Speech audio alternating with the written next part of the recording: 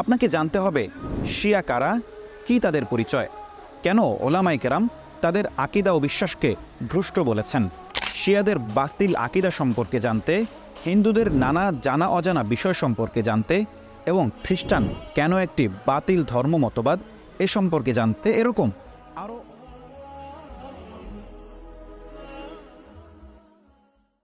আমার আপনার সাথে মুসলিম পরিচয়ে বাজারে ঘোরাফেরা করছে, মসজিদে যাচ্ছে, নামাজ পড়ছে, কিন্তু প্রকৃতপক্ষে লোকটা অমুসলিম। বলুন তো সে কে? অপেক্ষা করুন, একটু পরে বলছি।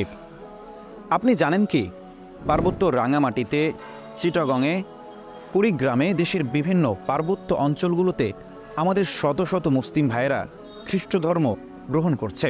আমাদের এই বিভিন্ন জায়গায় মুসলমানরা খ্রিস্টানদের দ্বারা প্রভাবিত হচ্ছে। তারা মানবতার সবক দিচ্ছে এবং বিভিন্ন জায়গায় তারা এনজিও প্রতিষ্ঠা করছে। এর মাধ্যমে তারা মানুষকে খ্রিস্ট ধর্মে দীক্ষিত করছে।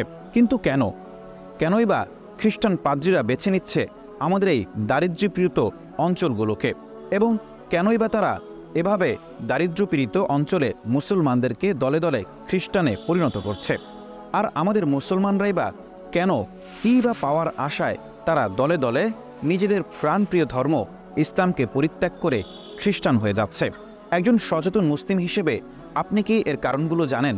আপনাকে অবশ্যই জানতে হবে। আবার আমরা দেখি আমাদের দেশে পূজা এলে এখানে আমাদের অসংখ্য মুসলিম ভাই বোনেরা যায়, বড়দিনে খ্রিস্টানদেরকে ক্রিসমাস ডের শুভেচ্ছা জানায়, বিপুল উৎসাহ এবং উদ্দীপনায় আনন্দের সাথে 31st নাইট উদযাপন করে।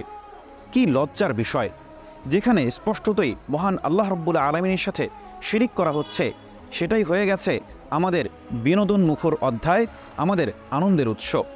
আপনি একবার ভেবে দেখুন প্রিয় ভাই, ইসলামের বেসিক জ্ঞান জানার পাশাপাশি এরকম আরও অসংখ্য বিষয় রয়েছে যা জানাটা আমাদের জন্য একদম অপরিহার্য।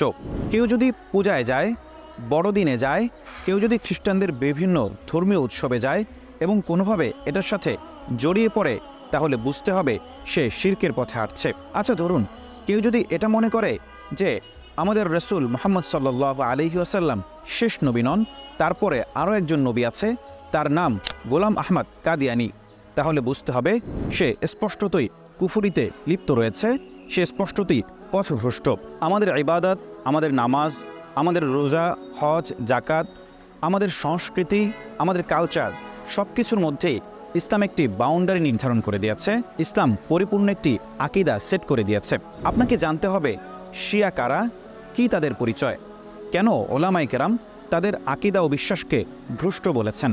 দেখুন, এই বাংলাদেশ আমাদের প্রিয় মাতৃভূমি, আমাদের প্রিয় জন্মভূমি।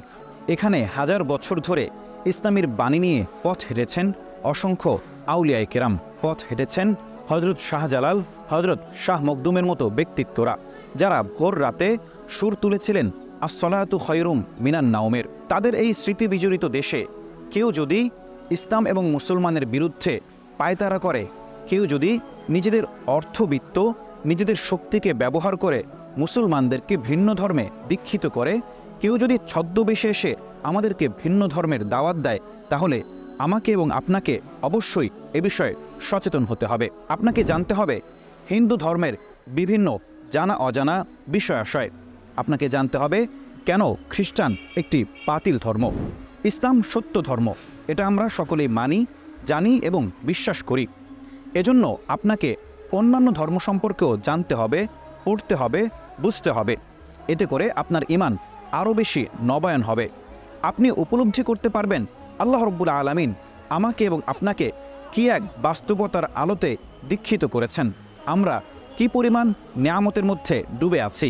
এই সব কিছু জানতে, অর্থাৎ শিয়াদের বাতিল আকীদা সম্পর্কে জানতে, হিন্দুদের নানা জানা অজানা বিষয় সম্পর্কে জানতে এবং খ্রিস্টান কেন একটি বাতিল ধর্ম মতবাদ এ সম্পর্কে জানতে, এরকম আরও অসংখ্য নানা বাতিল আকীদা বিশ্বাস এবং মতবাদ সম্পর্কে জানতে, মিশনারি হাসপাতাল, মিশনারি স্কুল সম্পর্কে জানতে, এবং কেন বারবার এই মিশনারিরা আমাদের দারিদ্র্যপীড়িত অঞ্চলের মুসলমানদেরকে টার্গেট করছে, এই সব কিছুর আদ্যপান্ত জানতে আপনাদের সকলের জন্য চমৎকার 6টি বইয়ের বাতিল আকীদা সিরিজ, যার নাম বাতিল ধর্ম, বাতিল আকীদা। বইগুলো সংগ্রহ করুন, পড়ুন, একজন সচেতন মুসলমান হিসেবে আপনার চারপাশে কী হচ্ছে, আপনার চারপাশে কত বিধ্বংসী বাতিল আকিদার প্রচার ঘটছে, এগুলো সম্পর্কে আপনি জেনে অন্যকেও সচেতন করুন।